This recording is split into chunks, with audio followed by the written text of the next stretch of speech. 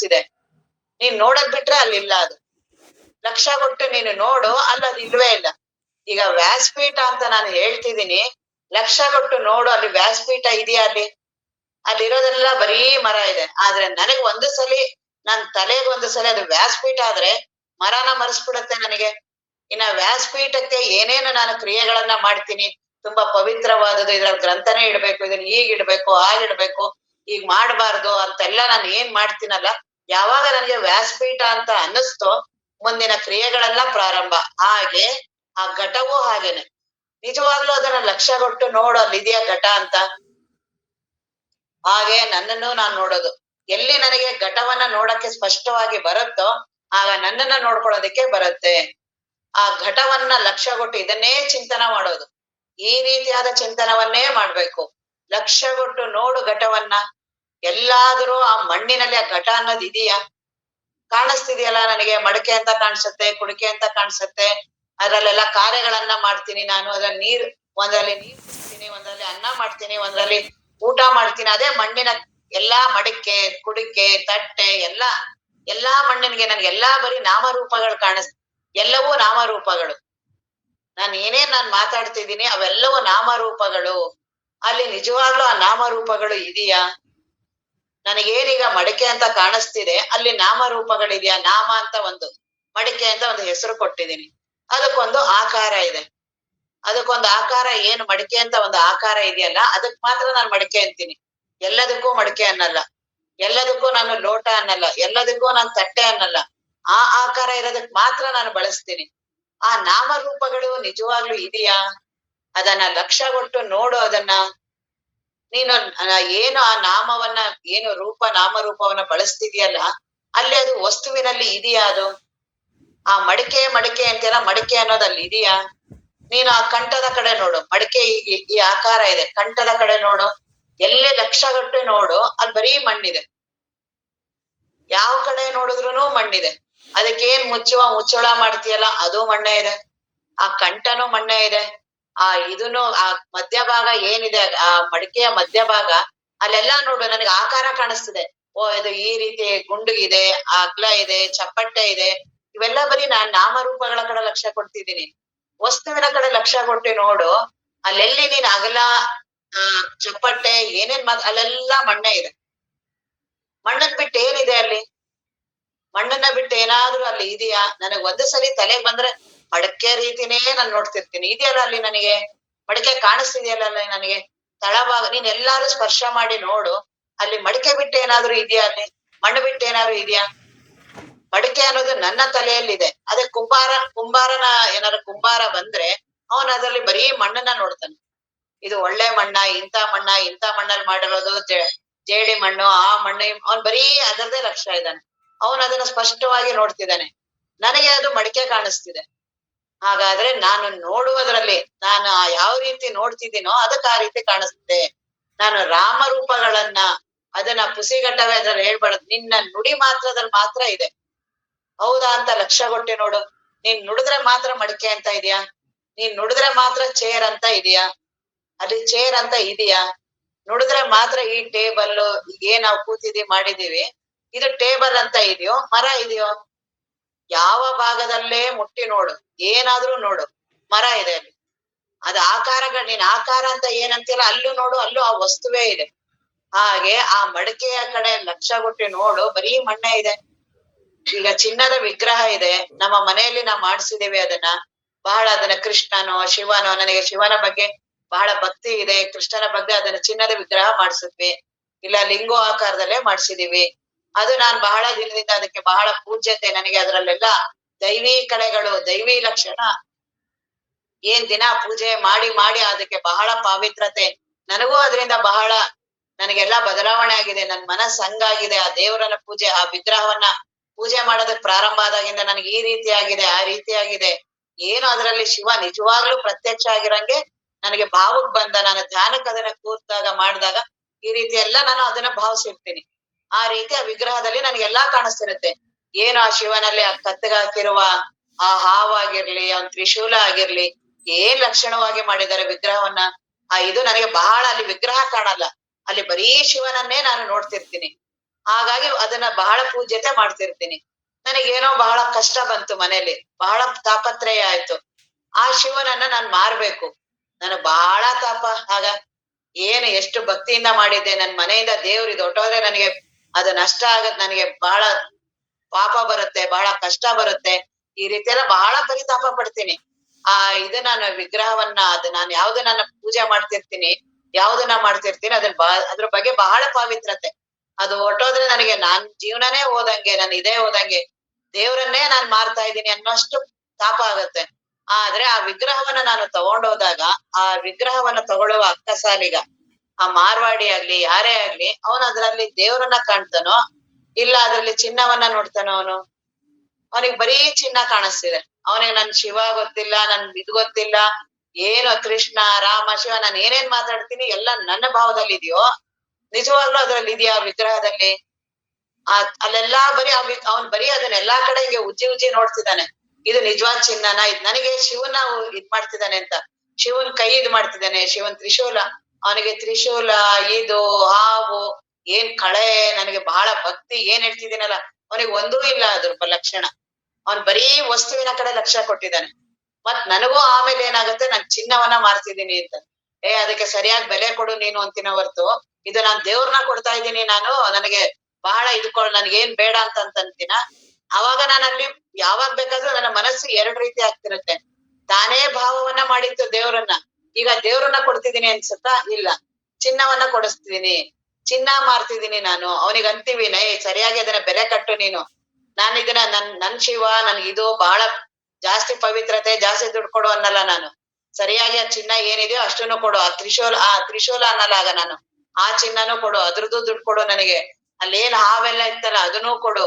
ಹಾಗಾಗಿ ಅಲ್ಲಿ ನಾನು ಚಿನ್ನವನ್ನೇ ನೋಡ್ತೀನಿ. ಆಗ ಯಾವಾಗ ನನಗೆ ಕಷ್ಟ ಬಂತು ಮಾರ್ಬೇಕು ಅಂದಾಗ, ಆಗ ಆ ರೀತಿ ಅದ್ರ ನಿಜವಾಗ್ಲೂ ಸ್ಪಷ್ಟವಾಗಿ ಏನಿದೆ ಅಲ್ಲಿ ಚಿನ್ನ ಇದೆಯೋ, ಅಲ್ಲಿ ಶಿವ ಇದಾನೋ, ಏನಿದೆಯೋ? ಬರೀ ನಾನು ಭಾವಿಸಿದ್ದಲ್ಲ ಅದನ್ನ ಶಿವ ಅಂತ. ನಿಜವಾಗ್ಲೂ ಅಲ್ಲಿ ವಸ್ತುವಿನಲ್ಲಿ ಇದೆಯಾ? ಅಲ್ಲಿ ಶಿವನ ಮುಖ ಇದೆಯಾ, ಕಡೆ ಇದೆಯಾ, ಏನಾದ್ರೂ ಇದೆಯಾ? ಎಲ್ಲಾದ್ರೂ ನೀನ್ ಅಲ್ಲಿ ಮುಟ್ಟಿ ನೋಡು. ಶಿವನ ಮೂಗನ್ ನೋಡ್ತೀಯಾ? ಅಲ್ಲೂ ಚಿನ್ನ ಇದೆ. ಶಿವನ ಕಿವಿ ನೋಡ್ತೀಯಾ? ಅಲ್ಲೂ ಚಿನ್ನ ಇದೆ.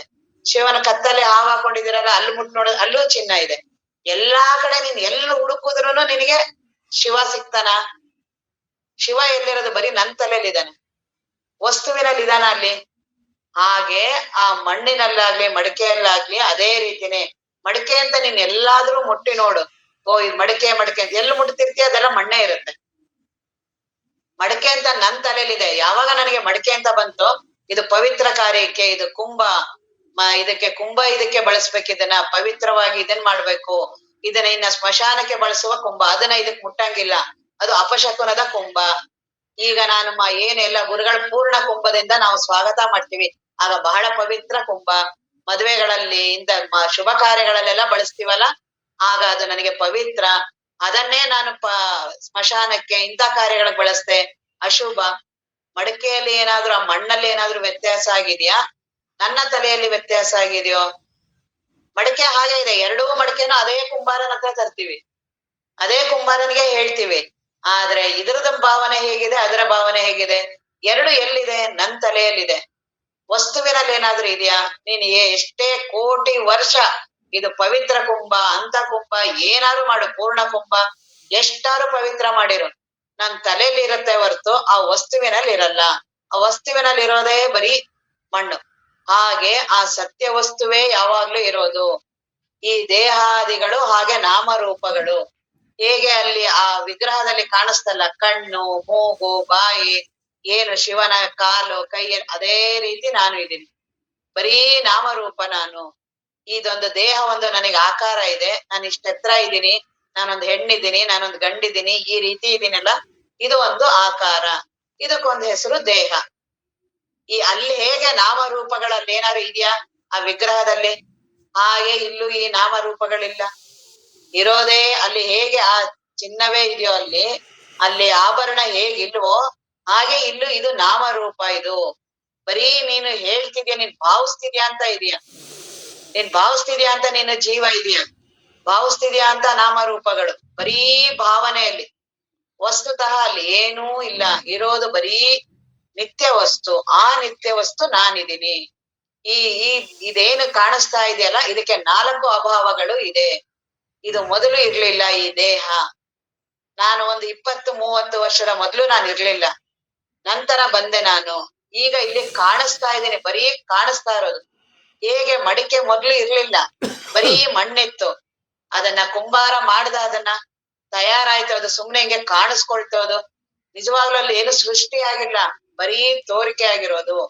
ಮೊದ್ಲು ಇರ್ಲಿಲ್ಲ, ಮಧ್ಯದಲ್ಲಿ ಕಾಣಿಸ್ತಿದೆ, ಒಡೆದೋದ್ಮೇಲೆ ಅದಿಲ್ಲ. ಅದು ಒಂದೇ ಇದ್ರಲ್ಲೇ ಇರ್ಬೋದು ಹೊರತು ಇನ್ನೊಂದ್ ಕಡೆ ಇರೋದಕ್ಕಾಗಲ್ಲ. ಇದೇ ಮೊದ್ಲು ಪ್ರಾಗ್ಭಾವ. ಮೊದ್ಲು ಇರ್ಲಿಲ್ಲ, ನಾನೇ ಇರ್ಲಿಲ್ಲ ಮೊದ್ಲು. ನಾನು 20-30 ವರ್ಷದ ಮೊದ್ಲು ನಾನು ಇರ್ಲಿಲ್ಲ. ಪ್ರಧ್ವಂಸಾಭಾವ. ನಂತರ ಸಾವಿನ ನಂತರ ನಾನು ಇರೋದಿಲ್ಲ. ಅನ್ಯೋನ್ಯಾಭಾವ. ಒಂದ್ರೊಳಗಡೆ ಒಂದಿಲ್ಲ. ನಾನ್ ನಿನ್ನೊಳಗಿರಕ್ಕಾಗಲ್ಲ, ನೀನ್ ನನ್ನೊಳಗಿರಕ್ಕಾಗೋದಿಲ್ಲ. ಅನ್ಯೋನ್ಯಾಭಾವ. ಅತ್ಯಂತ ಅಭಾವ, ಅತ್ಯಂತ ಶ್ರೇಷ್ಠ. ಅಂದ್ರೆ ನೀನ್ ಏನ್ ಹೇಳ್ತಿದ್ದಿಲ್ಲ, ಈಗ್ಲೇ ನೀನಿಲ್ಲ. ಈಗೇನ್ ನಾನ್ ಕೂತಿದ್ದೀನಿ, ಮಾಡಿದೀನಿ, ಜೀವ ನಾನು ಅಂತ ಏನ್ ಅಂತಿದ್ಯಲ್ಲ, ಅತ್ಯಂತ ಅಭಾವ. ಇದು ಯಾರಿಗ್ ದರ್ಶನ ಆಯ್ತು? ಆತ್ಮಜ್ಞಾನ. ಅದು ಎಷ್ಟು ಸುಲಭ. ಆ ದೃಷ್ಟಾಂತವನ್ನ ನೋಡಿದ್ರೆ ಗೊತ್ತಾಗತ್ತೆ. ಆ ಮಡಿಕೆ ಅನ್ನೋದೇನಾದ್ರೂ ಅಲ್ಲಿ ಇದೆಯಾ? ಅಲ್ಲಿ ಮಡಿಕೆ ಅನ್ನೋದನ್ನ ಬರೀ ನನ್ ತಲೆಯಲ್ಲಿದೆಯೋ, ಅಲ್ಲೆಲ್ಲಾ ಕಡೆ ಬರೀ ಮಣ್ಣಿದ್ಯೋ ಅಂತ ಹೇಗೆ ದರ್ಶನ ಆದ್ರೆ, ಹಾಗೆ ನಾನು ಬರೀ ನಾಮರೂಪಗಳು, ನಾನ್ ಬರೀ ತೋರಿಕೆಯಾಗಿ ಕಾಣಿಸ್ತಾ ಇದ್ದೀನಿ. ಅತ್ಯಂತ ಅಭಾವ. ನುಡಿಬೇಕಾದ್ರೂ ಇಲ್ವೇ ಇಲ್ಲ ನೀನು. ಇರೋದೇ ಮಣ್ಣು, ಇರೋದೇ ಸತ್ಯವಸ್ತು. ಹಾಗೆ ನಾನು ಇರೋದೇ ಬ್ರಹ್ಮವಸ್ತು. ಈ ದೇಹಾದಿಗಳೆಲ್ಲ ಬರೀ ನಾಮರೂಪಗಳು. ಅದನ್ನ ಇಲ್ಲಿ ಅವ್ರು ಹೇಳ್ತಿದ್ದಾರೆ. ಪ್ರಾಗ್ಭಾವ ಮೊದಲಾದವಿ ಇದೇನೇನ್ ಅಭಾವಗಳೆಲ್ಲ ಏನ್ ನನಗೆ ದೇಹ, ನಾನು ಒಂದಿನ ಹುಟ್ಟಿದೀನಿ, ಮಾಡಿದೀನಿ, ಒಂದಿನ ಹೋಗ್ತೀನಿ, ಮಾಡ್ತೀನಿ ಅಂತ ಏನಂತೀಯಲ್ಲ, ಪ್ರಾಗ್ಭಾವ ಮೊದಲಾದವಿ ಘಟಾಳಿಗಳ್ ಅಲ್ಲದೆ. ಇದೆಲ್ಲ ಈ ಅಭಾವಗಳೆಲ್ಲ ಈ ಘಟಾದಿಗಳಿಗೆ, ಈ ದೇಹಕ್ಕೆ, ಇವುಗಳಿಗೆಲ್ಲ ಹೇಳ್ಬೋದೇ ಹೊರ್ತು ಹೇಗ ಇದು ಯಾವ ರೀತಿಯಿಂದಲಾದರೂ ನನ್ನೊಳಗೆ ಇಲ್ವೇ ಇಲ್ಲ. ಇದು ನನ್ನೊಳಗೆ ಅಂದ್ರೆ ಸತ್ಯವಸ್ತುವಿನೊಳಗೆ ಇದು ಯಾವುದೂ ಇಲ್ವೇ ಇಲ್ಲ. ಈ ಅಭಾವಗಳೆಲ್ಲ ದೇಹಾದಿಗಳಿಗೆ, ಪ್ರಾಗ್ಭಾವ, ಪ್ರಧ್ವಂಸಾಭಾವ, ಏನೇನೆಲ್ಲ ಮಾತಾಡ್ತೀವಿ, ಮತ್ತಲ್ಲ ಅದು ಇದೆಯಾ? ಅದು ಅತ್ಯಂತ ಅಭಾವ. ಇಲ್ವೇ ಇಲ್ಲ, ಅಲ್ಲೇನು ನಡೆದೇ ಇಲ್ಲ, ಕಾರ್ಯವೇ ನಡೆದಿಲ್ಲ. ಇದೇ ಅಜಾತವ ಇವ್ರದ್ದು ಗೌಡಪಾದರದು ಇದೆ ಏನು ನಡೆದೇ ಇಲ್ಲ. ಸುಮ್ನೆ ತಲೆಗ್ ನೀನೇ ಹಾಕೊಂಡಿದ್ಯಾ, ಭ್ರಮೆ ಮಾಡ್ಕೊಂಡಿದ್ಯಾ. ನೀನು ಮಡಿಕೆ ಅನ್ನೋದಲ್ಲಿದೆಯಾ? ಮಡಿಕೆ ಅಂತ ನೀನ್ ಭಾವಿಸ್ದೆ ಪ್ರಾರಂಭ. ಇನ್ನೆಲ್ಲ ಹಾಗೆ ನಿನ್ ಜೀವನ ಅಂತ ಭಾವಿಸಿದ್ಯಲ್ಲ, ಅದೇ ಪ್ರಾರಂಭ ಆಗಿರೋದಿದು. ಅದನ್ನ ಅತ್ಯಂತ ಅಭಾವ ಇದೆಯಲ್ಲ, ಅತ್ಯಂತ ಶ್ರೇಷ್ಠ. ಏನು ನಡೆದೇ ಇಲ್ಲ, ಸುಮ್ನೆ ನಿನಗೆ ಆ ರೀತಿ ಭಾವಿಸ್ತಾ ಇದ್ಯಾ. ಭ್ರಮೆ, ಬರೀ ತೋರಿಕೆ ಇದು. ಹೇಗ ಇದು ಯಾವ ರೀತಿಯಿಂದಲೂ ನನ್ನೊಳಗಿಲ್ಲ. ಇದು ನಾನು ಇರೋದೇ ಅರಿವಿನ ಸ್ವರೂಪ, ಇರುವಿನ ಸ್ವರೂಪ, ಆನಂದ ಸ್ವರೂಪ. ಈಗ ನಿತ್ಯದ ಹೇಳ್ತಿದ್ದಾರೆ. ಇವೆಲ್ಲವೂ ಅನಿತ್ಯ. ಈ ದೇಹಾದಿಗಳಾಗ್ಲಿ, ಏನ್ ಜೀವ ನಾನು ಅಂತೀನಲ್ಲ, ಇದು ಅನಿತ್ಯ. ಮೊದಲು ನಾನು ಇರ್ಲಿಲ್ಲ, ನಂತರ ನಾನ್ ಬಾಲ್ಯ ನನಗ್ ಗೊತ್ತಿದೆ. ನನ್ನ ಬಾಲ್ಯವನ್ನ ನಾನು ನೋಡ್ತಿದ್ದೀನಿ. ನನ್ನ ಬಾಲ್ಯ ಹೋಯ್ತು, ನನ್ನ ಯೌವನ ಹೋಗಿದೆ, ನನ್ನ ವೃದ್ಧಾಪ್ಯವನ್ನು ನಾನು ನೋಡ್ತೀನಿ. ಒಂದು ದಿನ ಇದು ಮರಣ ಹೊಂದೋದು ನನಗೆ ಗೊತ್ತಾಗ್ತಿದೆ. ಹಾಗಾಗಿ ಇದು ನಾನಲ್ಲ, ಇವೆಲ್ಲವೂ ಕಾಲನ ವಶದಲ್ಲಿದೆ. ನಾನು ನಿತ್ಯವಾಗಿದ್ದೇನೆ.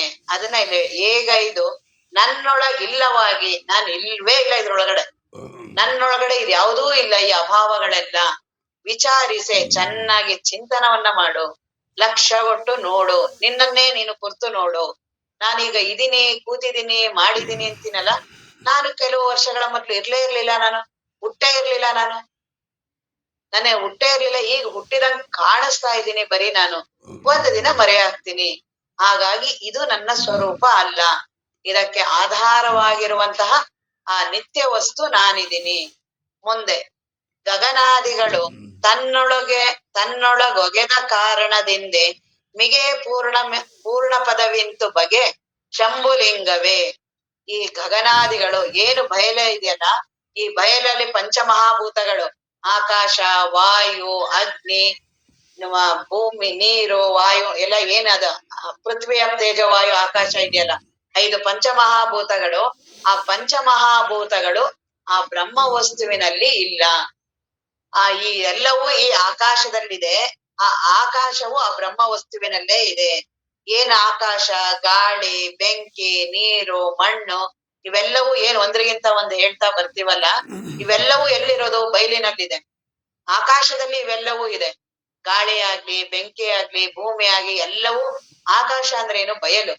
ಆ ಬಯಲಿನಲ್ಲಿದೆ. ಆ ಬಯಲೇ ಆ ಆತ್ಮ ವಸ್ತುವಿನಲ್ಲಿ ಇದೆ. ಆ ಅಂತ ಆತ್ಮ ವಸ್ತು ನಾನಿದ್ದೀನಿ. ಅಂದ್ರೆ ಎಷ್ಟು ದೊಡ್ಡವರಿರ್ಬೋದು ನಾನು. ನನಗೆ ಈ ಇದ್ದಿದ್ರಿಂದ ಭಾವ್ಸಕ್ಕೂ ಬರಲ್ಲ. ಎಷ್ಟೇ ಭಾವ್ಸಿದ್ರು ಸ್ವಲ್ಪ ಕಡಿಮೆ. ನನ್ನ ಮನಸ್ಸಿಗೆ, ಬುದ್ಧಿಗೆ, ನನ್ನ ಸಾಮರ್ಥ್ಯವೇ ಬಹಳ ಸೀಮಿತ ಇದೆ, ಬಹಳ ಕಡಿಮೆ ಇದೆ. ಇದ್ಯಾವುದು ನನ್ನದಲ್ವೇ ಇಲ್ಲ. ನಾನು ಯಾವಾಗಲೂ ಪೂರ್ಣವಾಗಿದ್ದೇನೆ. ನಾನು ಇಷ್ಟು ಅಲ್ಪ ಜೀವಿಯಾಗಿಲ್ಲ. ನಾನು ಇಷ್ಟು ಸಣ್ಣದಾಗಿಲ್ಲ. ಈ ಸಣ್ಣದ ದೇಹದ ಒಳಗಡೆ, ಸಣ್ಣ ಈ ಮನಸ್ಸಿನ ಒಳಗಡೆ, ಈ ಅಹಂಕಾರದ ಒಳಗಡೆ ನಾನು ಅಲ್ವೇ ಅಲ್ಲ. ನಾನು ಬಹಳ ಅಲ್ಪ ಆಗ್ಬಿಟ್ಟಿದ್ದೀನಿ. ನಾನು ಇದ್ರೊಳಗಡೆ ಬಂದು ನಾನ್ ಪೂರ್ಣವಾಗಿದ್ದೀನಿ. ನನಗೆ ಅಲ್ಪ ಸ್ವಲ್ಪ ಇಲ್ಲ. ನಾನು ಪೂರ್ಣಮದ ಪೂರ್ಣಮಿದಂ ಪೂರ್ಣ ಪೂರ್ಣ ಮುದಚ್ಯತೆ. ಪೂರ್ಣದಿಂದನೇ ಇಡೀ ಇರದೇ ಪೂರ್ಣ ವಸ್ತು. ಪೂರ್ಣದಿಂದನೇ ಈ ಜಗತ್ತು ಬಂದಿದೆ. ಹೇಗೆ ಆ ಸಮುದ್ರದ ನೀರಿಂದನೇ ಒಂದು ಹನಿ ನಾನು ನೀರ್ ತಗೊಂಡೆ, ಒಂದು ಲೋಟ ನೀರ್ ತಗೊಂಡೆ, ಪುನಃ ಸಮುದ್ರಕ್ಕೆ ಆ ನೀರನ್ನ ಹಾಕದೆ, ಅದೇ ಬ್ರಹ್ಮ ವಸ್ತುವಿನಿಂದ ಅಲ್ಲೇ ಹೊರಗಡೆ ಬಂದು ತಿರ್ಗಾ ಅದ್ರಲ್ಲೇ ನಾನು ಹೋಗಿದ್ದೀನಿ. ಪೂರ್ಣಕ್ಕೆ ಏನಾದ್ರು ಭಿನ್ನತೆ ಇದೆಯಾ? ಪೂರ್ಣ ಏನಾದ್ರೂ ಕಡಿಮೆ ಆಗತ್ತಾ? ಹಾಗೆ ಅದೇ ರೀತಿ ಗಗನಾದಿಗಳು ತನ್ನೊಳಗೆ ಒಗೆದ ಕಾರಣದಿಂದೆ ಇಡೀ ಈ ಬಯಲಲ್ಲೇ ಎಲ್ಲವೂ ಇರೋದು. ಏನು ಪಂಚಮಹಾಭೂತಗಳಾಗ್ಲಿ, ಜೀವ ಆಗ್ಲಿ, ಏನೇನ್ ಹೇಳ್ತೀವಿ ಎಲ್ಲವೂ ಈ ಪೂರ್ಣ ವಸ್ತುವಿನಿಂದನೇ ಬಂದಿರೋದು. ಪೂರ್ಣ ವಸ್ತುವಲ್ಲೇ ಪುನಃ ಹೋಗಿ ಸೇರುತ್ತೆ. ಪೂರ್ಣಮದ ಪೂರ್ಣಮಿದಂ, ಪೂರ್ಣವೇ ನಾನಿದ್ದೇನೆ. ಪೂರ್ಣ ವಸ್ತುವೇ ಇದ್ದೀನಿ ಅಂತಂದಾಗ ನಾನು ಇಲ್ಲಿದ್ದೀನಿ, ಅಲ್ಲಿದ್ದೀನಿ, ಇಷ್ಟಿದ್ದೀನಿ, ಇವೆಲ್ಲವೂ ಸಣ್ಣ ಮನಸ್ಸಿದ್ರೆ ಪೂರ್ಣದಲ್ಲಿ ಎಲ್ಲಿ ಭಿನ್ನತೆ ಎಲ್ಲಿದೆ? ಅದನ್ನ ಇಲ್ಲಿ ಹೇಳ್ತಿದ್ದಾರೆ. ಗಗನಾದಿಗಳು ತನ್ನೊಳಗೆ ಒಗೆದ ಕಾರಣದಿಂದೆ ಮಿಗೆ ಪೂರ್ಣ ಪದವಿಂತು. ನಾನ್ ಪೂರ್ಣ ವಸ್ತುವೇ ಇದೀನಿ. ಬಗೆ ಶಂಭುಲಿಂಗವೇ ಇತಿ ವಸ್ತು ನಿರ್ದೇಶನಂ. ಈ ರೀತಿ 5 ರೀತಿಯಾದ ನನ್ನ ಸ್ವರೂಪ ಲಕ್ಷಣವನ್ನು, ನಾನು ಅನ್ನೋದನ್ನ ಮಾತ್ರ ಬಿಡಬಾರ್ದು. ಅದನ್ನ ಯಾವಾಗಲೂ ನನ್ನ ಚಿಂತನ ನಾನು ಬ್ರಹ್ಮ ವಸ್ತು ಇದ್ದೀನಿ ಅಂತಾನೆ ಅದನ್ನ ದೃಢವಾಗಿ ಹಿಡಿದು ಸಾಧನೆಯನ್ನ ಮಾಡ್ಬೇಕು. ನಾನು ಅರಿವಿದ್ದೀನಿ, ನಾನು ಇರುವಿದ್ದೀನಿ, ನಾನು ಆನಂದ ಸ್ವರೂಪ ಇದ್ದೀನಿ, ನಾನು ನಿತ್ಯ ಸ್ವರೂಪ ಇದ್ದೀನಿ, ಪೂರ್ಣ ಸ್ವರೂಪ ಇದ್ದೀನಿ. ಈ ರೀತಿ ಮೊದಲು ನನಗೆ ತಿಳುವಳಿಕೆ ಆದ್ರೂ ಪರವಾಗಿಲ್ಲ. ಯಾವ್ದಾವ್ದನ್ನೋ ತಿಳುವಳಿಕೆ ಮಾಡ್ತೀವಿ. ತುಂಬಾ ನಾನು ಅಂತ ಜೀವನು, ನಾನು ಹೆಣ್ಣು, ನಾನು ಗಂಡು, ಹೆಂಡ್ತಿ, ನಾನು ಇಂಥವ್ರು, ಇಂಥ ಮಗು, ನಾನು ಇಂಥ ಜಾತಿಯವನು, ಇದೇನೇನೋ ಭಾವಿಸ್ತೀಯಲ್ಲ, ಅದ್ರಿಗಿಂತ ಈ ರೀತಿಯಾಗಿ ಭಾವಿಸು. ಈ ರೀತಿ ಭಾವಿಸೋದ್ರಿಂದ ಬ್ರಹ್ಮ ವಸ್ತುವಿನ ಅನುಭವ ಬಹಳ ಸುಲಭ. ಆತ್ಮಾನುಸಂಧಾನ ಬಹಳ ಸುಲಭ. ನೀನು ಯಾವಾಗಲೂ ನಾನು ಆತ್ಮವಸ್ತು ಅನ್ನೋದೇ ಚಿಂತೆ ಮಾಡು. ನಾನು ದೇಹಾದಿಗಳನ್ನೋದನ್ನ ಬಿಡು. ಆ ತಲೆಯಿಂದ ಅದಕ್ಕೆ ಬರೋದಕ್ಕೆ ಬಿಡಬಾರ್ದು. ಮೊದಲು ನಿನಗೆ ಬರೀ ನಾನು ಸುಮ್ನೆ ಬಡಬಡಿಸ್ತಾ ಇದ್ದೀನಿ, ಬರೀ ಸುಮ್ನೆ ತಲೆಯಲ್ಲಿ ಇಡ್ತಾ ಇದ್ದೀನಿ, ನನಗೇನು ಇದು ತಿಳುವಳಿಕೆ ಇಲ್ಲ, ಆದ್ರೂ ಪರವಾಗಿಲ್ಲ. ನೀನು ಜ್ಞಾನದ ಕಿಡಿ ಪ್ರಾರಂಭ ಆಗತ್ತೆ, ತಾನೇ ಅದು ಅನುಭವದ ಕಡೆ ಕರ್ಕೊಂಡು ಹೋಗುತ್ತೆ. ಹಾಗಾಗ್ಲಿ ಯಾವಾಗ್ಲೂ ನಾನು ಬ್ರಹ್ಮ ವಸ್ತು ಇದ್ದೀನಿ, ನಾನು ಆತ್ಮ ವಸ್ತು ಇದ್ದೀನಿ. ಉಪನಿಷತ್ತುಗಳೆಲ್ಲ ಇದೇ ಉದ್ಘೋಷ, ಅಹಂ ಬ್ರಹ್ಮಾಸ್ಮಿ. ಈ ರೀತಿಯಾಗಿಯೇ ಚಿಂತನ ಮಾಡು. ಯಾವಾಗ ನಿನಗೆ ನೆನಪು ಬರುತ್ತೋ ಅಹಂ ಬ್ರಹ್ಮಾಸ್ಮಿ ಅನ್ನು, ನಾನು ತತ್ವಮಸಿ, ನಾನು ಅದೇ ಇದ್ದೇನೆ, ನಾನು ಈ ಮಹಾವಾಕ್ಯಗಳಿದೆಯಲ್ಲ, ಇಂಥ ಅನುಸಂಧಾನವನ್ನ ಕನ್ನಡದಲ್ಲಿ ನಿಜಗುಣರು ಬಹಳ ಸುಲಭವಾಗಿ ಇರುವಿನ ಅನುಸಂಧಾನ, ಅರಿವಿನ ಅನುಸಂಧಾನ, ಆನಂದದ ಅನುಸಂಧಾನ, ಯಾವುದಾದ್ರೂ 5ರಲ್ಲಿ ಯಾವ್ದನ್ ಮಾಡಿದ್ರು 5 ಅದೇನೆ. ಒಂದನ್ ಬಿಟ್ಟು ಒಂದಿಲ್ಲ. ಅದು ಎಲ್ಲವೂ ಆ ಬ್ರಹ್ಮ ವಸ್ತುವೆ. ಆ 5 ಯಾವ ರೀತಿ ಇದೆ ಅನ್ನೋದನ್ನ ಅವ್ರು ಇಲ್ಲಿ ಇದನ್ನ ಈಗ ಹೇಳಿದ್ರು. ಇನ್ನ ಮುಂದಿನ ಸೂತ್ರ 10 ಇನ್ನ ಇರುವಿನ ಅನುಸಂಧಾನವನ್ನ ಸೂತ್ರ ಮೂಲಕ ಹೇಳ್ಕೊಂಡು ಹೋಗ್ತಿದ್ದಾರೆ. ಒಟ್ಟು 5 ಸೂತ್ರಗಳು ಇರುವಿನ ಅನುಸಂಧಾನ. ಈಗ ಮೊದಲು ಅದರದ್ದು ಪೀಠಿಕೆಗಳನ್ನ ಹೇಳಿದ್ರು. ಅರುವಂದ್ರೆ ಏನು, ಇರುವಂದ್ರೆ ಏನು, ಇದರದೆಲ್ಲ ಈಗ 2 ಲೈನಲ್ಲಿ ಹೇಳ್ಕೊಂಡ್ ಬಂದ್ರು. ಈಗ ಒಂದೊಂದು ಇರುವಿನ ಅನುಸಂಧಾನವನ್ನ ಹೇಗ್ ಮಾಡೋದು ಅದನ್ನ 5 ರೀತಿಯಾದ ಸೂತ್ರಗಳಲ್ಲಿ ಹೇಳ್ತಿದ್ದಾರೆ. ಸದ್ರೂಪಾನುಸಂಧಾನಂ ಅಂತ. ಈಗ ಮೊದಲನೆಯದು ಅದು ಇರುವಿನ ಅನುಸಂಧಾನವನ್ನ ಮಾಡೋದು. ಸ್ವಗತಾದಿ ಭೇದವು ಆತ್ಮನೊಳಿಲ್ಲವೆಂತನೆ ಗಗನದಂತಿರೆ ನಿರವಯವನಾಗಿ.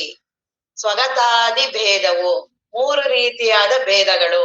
ಸ್ವಗತ ಭೇದ, ಸಜಾತಿ ಭೇದ, ವಿಜಾತಿ ಭೇದ. ಈ ರೀತಿ ಇಡೀ ಜಗತ್ತಿನ ತುಂಬ ಇದೆ, ನನ್ನೊಳಗೂ ಇದೆ.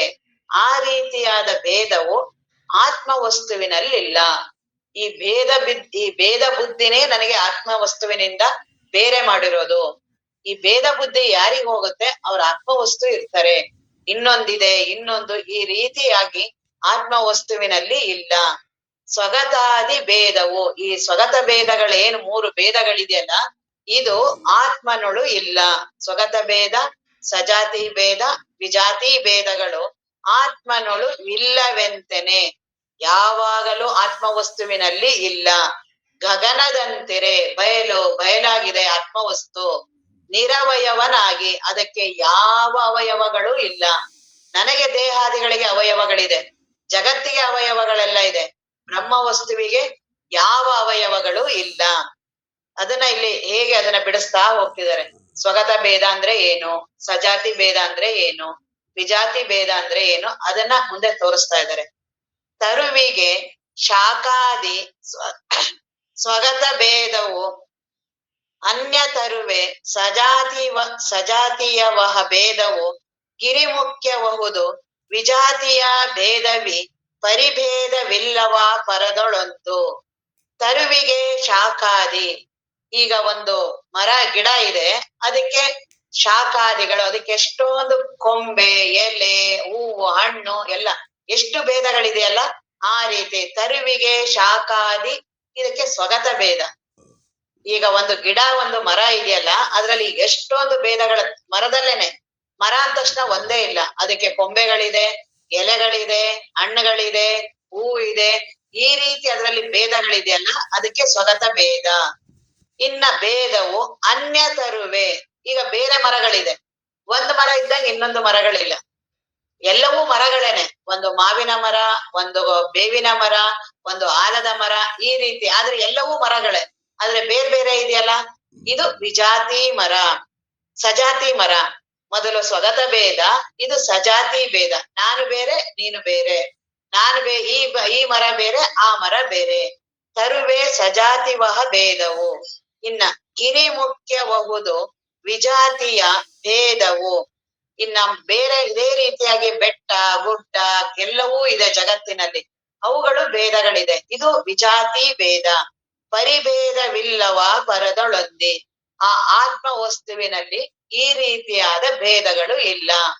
ಈ ಸ್ವಗತ ಭೇದವನ್ನ ನಮ್ಮೊಳಗೆ, ಈಗ ನಾನು ದೇಹ ಅಂತ ಇದ್ದೀನಿ, ದೇಹ ಅಂದ ತಕ್ಷಣ ಒಂದೇ ಇಲ್ಲ, ಇಲ್ಲಿ ಕಣ್ಣಿದೆ, ಕಿವಿ ಇದೆ, ಮೂಗಿದೆ, ಕೈಕಾಲಿದೆ.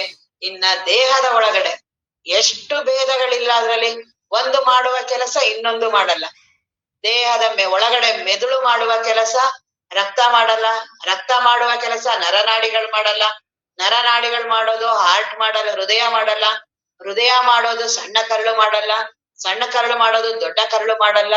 ಇನ್ನ ಹೊರಗಿನಲ್ಲೂ ಇಲ್ಲೇನೆಲ್ಲ ನನಗಿದೆ ಅಲ್ಲ, ಕೈ ಬೇರೆ ಕಾಲ್ ಬೇರೆ, ಕೈ ಮಾಡುವ ಕೆಲಸ ಕಾಲ್ ಮಾಡಲ್ಲ, ಕಣ್ಣು ನೋಡುತ್ತೆ, ಕಿವಿ ಕೇಳುತ್ತೆ, ಒಂದೊಂದು ಕೆಲಸಗಳೇ ಬೇರೆ ಬೇರೆ. ಎಲ್ಲವೂ ಎಷ್ಟು ಭೇದಗಳಿದೆ.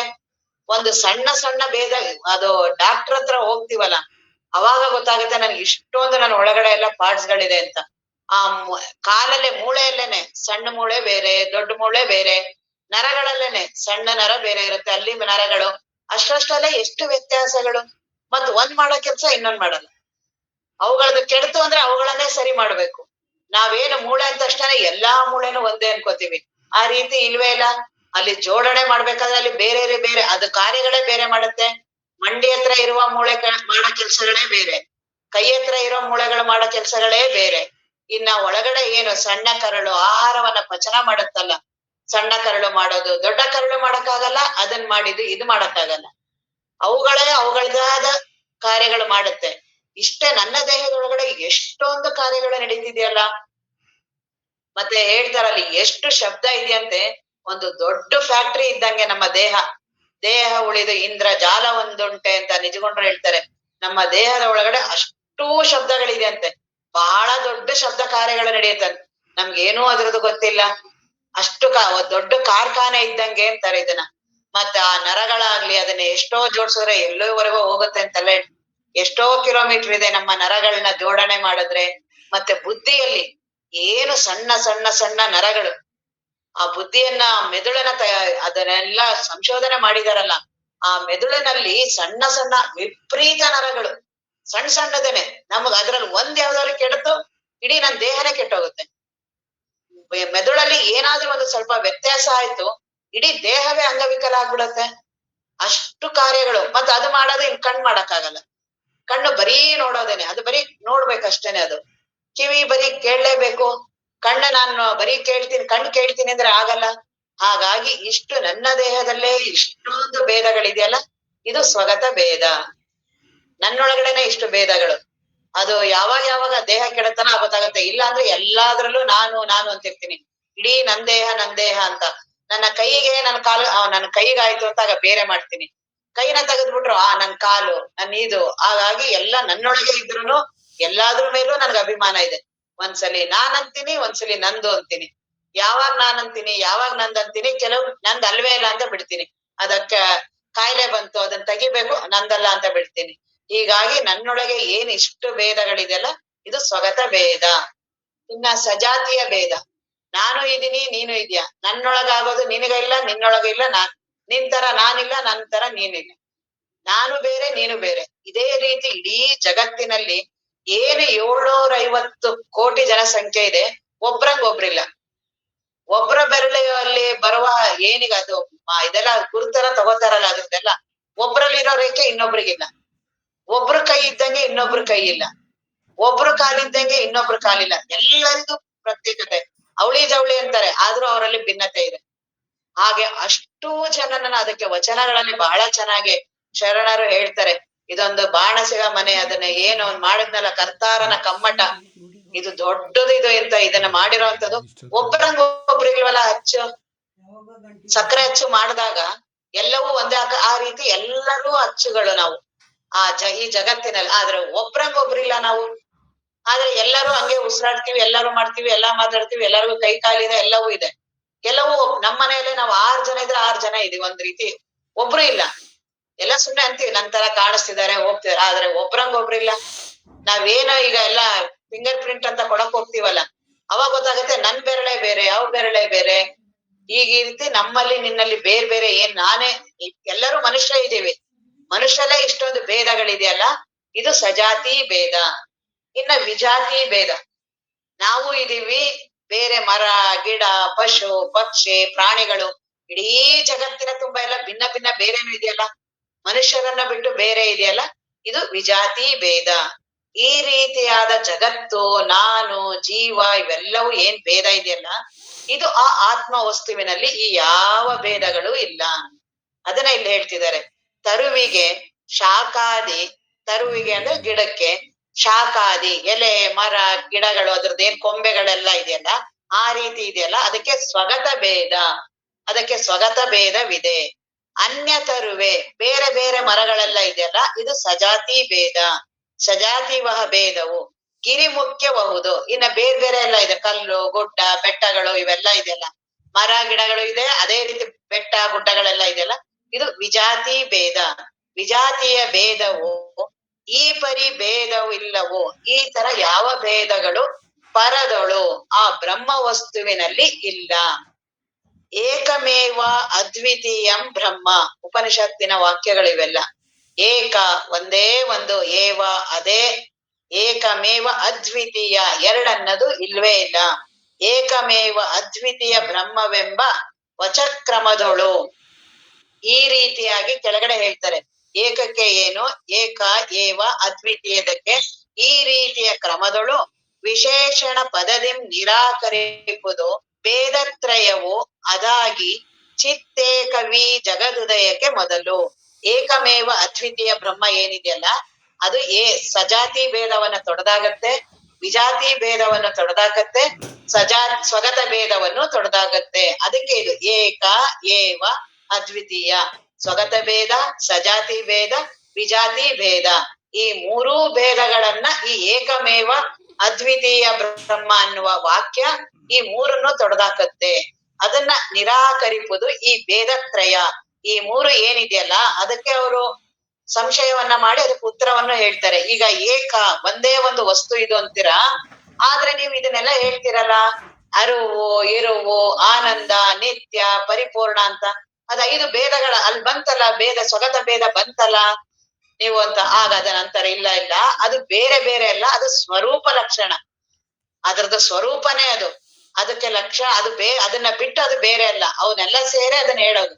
ಅದನ್ನ ಬಿಟ್ಟು ಅದು ಬೇರೆ ಇಲ್ಲ, ಹಾಗಾಗಿ ಅದು ಏಕ ವಸ್ತುವೇ ಇದೆ. ಹಾಗಾಗಿ ಅಲ್ಲಿ ಸಜಾತಿ ಭೇದ ಇಲ್ಲ. ಏವ ವಿಜ ಸ್ವಗತ ಸ್ವಗತ ಭೇದ ಸಜಾತಿ ಭೇದ. ಅಲ್ಲಿ ನನ್ನಂಗೆ ಇನ್ನೊಂದು ಬೇರೆ ಅಂತ ಏನ್ ಹೇಳ್ತೀವಲ್ಲ, ಈಗ ನನಗೆ ಜೀವ ನಾನು ಅಂತ ಇದ್ದೀನಿ, ಈಶ್ವರ ಅಂತ ಇದೆ, ಜಗತ್ತು ಅಂತ ಇದೆ, ಕೂಟಸ್ಥ ಅಂತ ಇದೆ, ಇವೆಲ್ಲವೂ ಇದೆಯಲ್ಲ. ಹಂಗಾರೆ ಸಜಾತಿ ಭೇದಗಳು ಇದೆಯಲ್ಲ, ನನ್ನಂಗೆ ಅನೇಕ ಜೀವರಿದ್ದಾರೆ, ಜಗತ್ತಿದೆ, ಅದಕ್ಕೊಂದು ಈಶ್ವರ ಕೂಟಸ್ಥ ಇವೆಲ್ಲ ಇದೆಯಲ್ಲ ಅಂತಂದ್ರೆ ಇಲ್ಲ, ಆ ರೀತಿ ಇಲ್ಲ. ಇವೆಲ್ಲವೂ ಬರೀ ಉಪಾಧಿಯಿಂದ ಹೇಳಿರೋದು. ನೀನು ಜೀವ ಅಂತ ಭಾವಿಸಿದ್ಯಲ್ಲ, ಅದಕ್ಕೊಂದ್ ಜಗತ್ತು, ಅದಕ್ಕೊಂದ್ ಈಶ್ವರ, ಇವೆಲ್ಲವೂ ಉಪಾಧಿಯಿಂದ ಆಗಿರೋದೇ ಹೊರತು ಆ ಬ್ರಹ್ಮ ವಸ್ತುವಿನಲ್ಲಿ ಈ ಸಜಾತಿ ಭೇದಗಳು ಇಲ್ಲ. ಮೊದಲು ಸ್ವಗತ ಭೇದ, ಏನ ಸ್ವರೂಪ ಲಕ್ಷಣದಿಂದ ಏಕ ವಸ್ತು ಒಂದೇ ಇರೋದು, ಸ್ವಗತ ಭೇದವನ್ನ ನಿರಾಕರಣೆ. ಇನ್ನ ಸಜಾತಿ ಭೇದದ ನಿರಾಕರಣೆ ಏನಂದ್ರೆ ಜೀವ, ಈಶ್ವರ, ಜಗತ್ತು ಇದೇನೇನ್ ಅಂತೀಯಲ್ಲ, ಇದೆಲ್ಲ ಇದು ಉಪಾಧಿಯಿಂದ ಹೇಳಿರೋದು. ನೀನ್ ಜೀವ ಅಂತ ಭಾವಿಸಿರೋದ್ರಿಂದ ಇವೆಲ್ಲ ಹೇಳಿರೋದೇ ಹೊರತು ಸಜಾತಿ ಭೇದ ಆ ಆತ್ಮ ವಸ್ತುವಿನಲ್ಲಿ ಇಲ್ಲ. ಇನ್ನ ವಿಜಾತಿ ಭೇದ ಏನಿದೆಯಲ್ಲ, ಇದೂ ಸಹ ಆ ಆತ್ಮ ವಸ್ತುವಿನಲ್ಲಿ ಅದ್ವಿತೀಯ ಒಂದೇ ಒಂದು ಬ್ರಹ್ಮ ವಸ್ತು ಇರೋದು, ಅಲ್ಲಿ ಇನ್ನು ಯಾವ ಈ ಭೇದಗಳು ಇಲ್ಲ. ಏಕ ಏವ ಅದು ತ್ರಿಕಾಲಾಬಾಧಿತವಾಗಿದೆ, ಅಂದ್ರೆ ಯಾವ ಕಾಲಕ್ಕೂ ಅದು ಒಳಪಟ್ಟಿಲ್ಲ. ಈ ಮೂರೂ ಕಾಲ, ದೇಶ, ಕಾಲ, ವಸ್ತುಗಳೇನಿದೆಯಲ್ಲ, ಇದಕ್ಕೆಲ್ಲಾ ಆಧಾರವಾಗಿರುವಂತಹದ್ದು ಆ ಬ್ರಹ್ಮವಸ್ತು.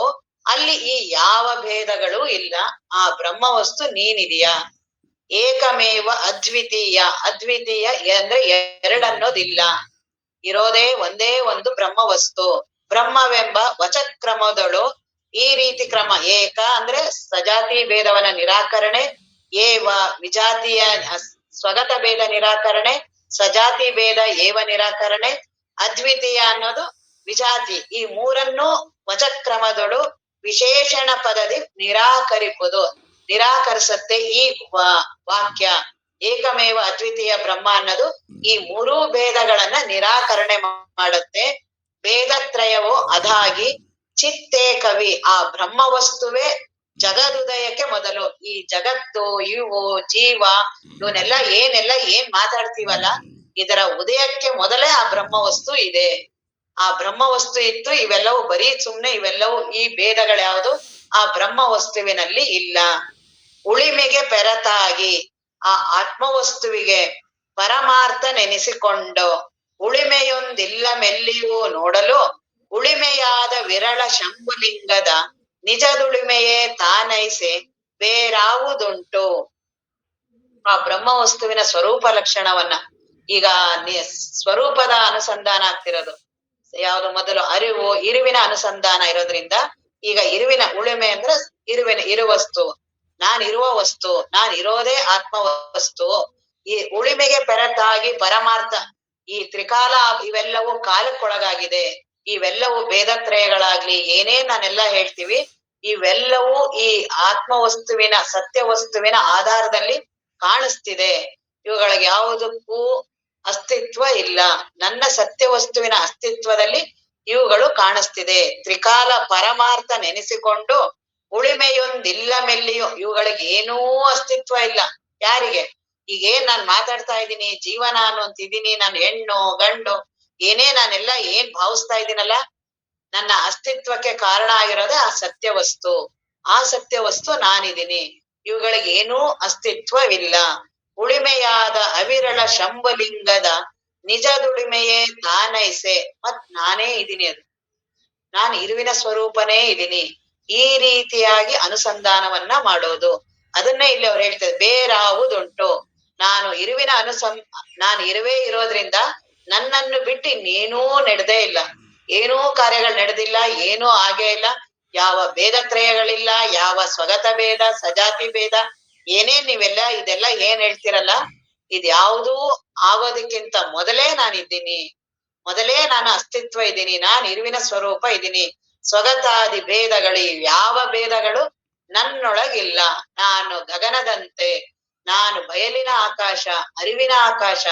ಈ ಬಯಲು ಜಡ ಬಯಲು, ನಾನು ಈ ಜಡ ಬಯಲಿಗೂ ಆಧಾರವಾಗಿರುವ ಅರಿವಿನ ಬಯಲು, ಇರುವಿನ ಬಯಲು. ನನ್ನ ಅಸ್ತಿತ್ವದಲ್ಲಿ ಇವುಗಳೆಲ್ಲ ಸುಮ್ನೆ ಹಿಂಗೆ ಕಾಣಿಸಿದೆ. ಬರೀ ಈ ರೀತಿ ತೋರಿಕೆ ಆಗಿದ್ದೀನಿ. ನಾನೇ ಈ ಜೀವ ನಾನು ಅಂತ ಏನಿದ್ದೀನಲ್ಲ, ನಾನೇ ಬರೀ ಈ ರೀತಿ ಕಾಣಿಸ್ಕೊಂಡಿದ್ದೀನಿ. ಹಾಗಾಗಿ ಆ ಆತ್ಮ ವಸ್ತುವಿನಲ್ಲಿ ಈ ಯಾವ ಭೇದಗಳು ಇಲ್ಲ. ನಾನು ಇರುವಿನ ಸ್ವರೂಪ. ಇದೇ ಅನುಸಂಧಾನ. ಈ ರೀತಿಯಾಗಿ ಅನುಸಂಧಾನವನ್ನ ಯಾರ್ ಮಾಡ್ತೀವಿ, ಆತ್ಮಜ್ಞಾನ ಕೈಗೆ ಕರಗತ ಮಾಣಿಕ. ನಾನು ಇರುವಿನ ಸ್ವರೂಪ, ನನ್ನೊಳಗೆ ಯಾವ ಭೇದವೂ ಇಲ್ಲ. ಸಜಾತಿ ಭೇದ, ಸ್ವಗತ ಭೇದ, ಯಾವ ಭೇದವೂ ಇಲ್ಲ. ನಾನೇನು ಏಕ ಏವ ಅದ್ವಿತೀಯ ಬ್ರಹ್ಮ. ಇದೇ ಚಿಂತನ. ನಾನು ಏಕವಾಗಿದ್ದೇನೆ. ನಾನು ಇರೋದೇ ಒಬ್ನೇ. ನಾನಿರೋದೇ ಯಾವಾಗ, ನಾನು ಏಕ ಏವ ಅದ್ವಿತೀಯ, ಎರಡನ್ನೋದಿಲ್ಲ. ಏಕಮೇವ ಅದ್ವಿತೀಯ ಬ್ರಹ್ಮ ನಾನು. ನನ್ನೊಳಗೆ ಯಾವ ಸ್ವಗತಾದಿ ಭೇದವೂ ಇಲ್ಲ. ಈ ಸ್ವಗತಾದಿ ಭೇದಗಳೆಲ್ಲ ಈ ದೇಹಕ್ಕೆ, ಮನಸ್ಸಿಗೆ, ಜೀವನಿಗೆ. ನನ್ನೊಳಗೆ ಯಾವ ಭೇದವೂ ಇಲ್ಲ.